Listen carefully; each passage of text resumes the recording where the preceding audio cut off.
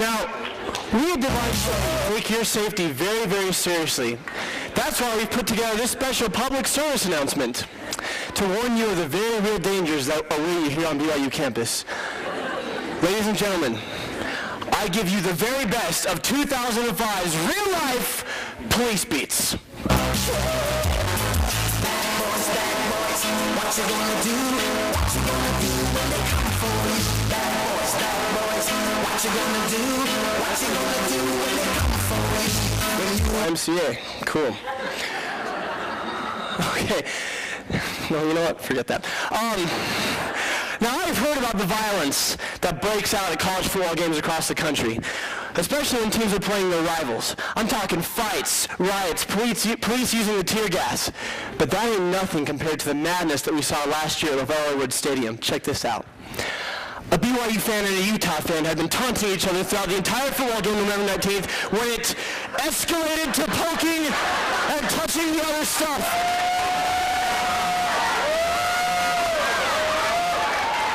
But don't worry. The police talked to each individual and they promised not to continue their behavior.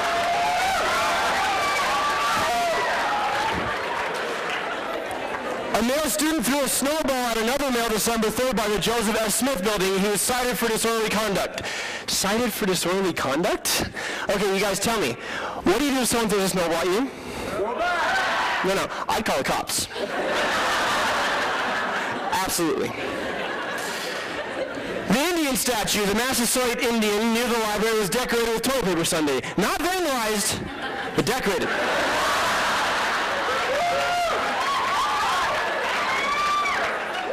Now this is a personal favorite. Student slams car into health center wall. A student drove into a brick wall attempting to park his vehicle in the student health center parking lot Friday. When the driver intended to brake, he got confused and accidentally pressed the accelerator. He got confused? The slam caused the airbags to deploy. Now don't worry, the brick wall was not damaged. We got some screwed up priorities here. The brick wall was not damaged. There were a few damages to the vehicle. Oh, and by the way, the man complained of a sore chest, in case you were wondering. Well, fortunately, he was already where he needed to be. I mean,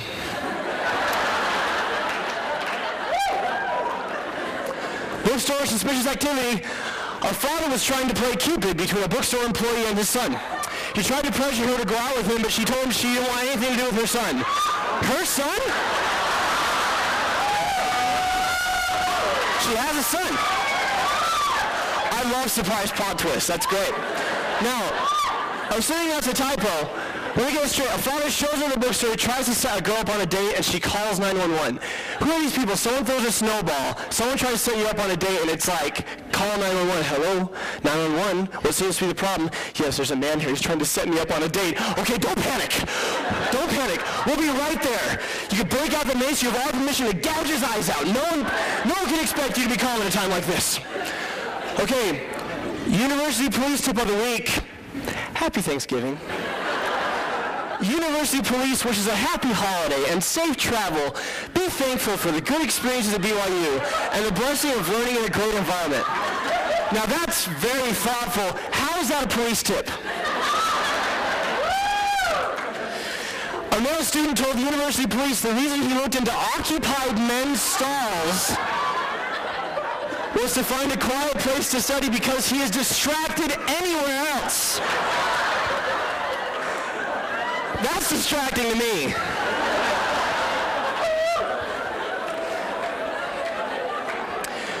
Theft of a $1.95 Brazilian flag averted. We nailed that sucker. An 18-year-old man was stopped Thursday for shoplifting a Brazilian flag valued at $1.95 from the BYU bookstore. Because the man claimed he had simply forgotten the flag was in his hand, he may be given a voice stress analysis test. A voice stress analysis test? Does BYU own its own lie detector test? Do we keep it in a closet in the work somewhere? Also, $1.95. Is it worth $1.95? If it's going to save the guy from a humiliating interrogation, I'll pay for the flag. An unknown person used a washable white marker to write obscenities such as poo-poo and poo.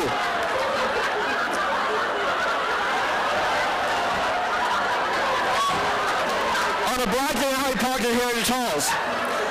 Only at BYU are poo-poo and poo considered obscenities.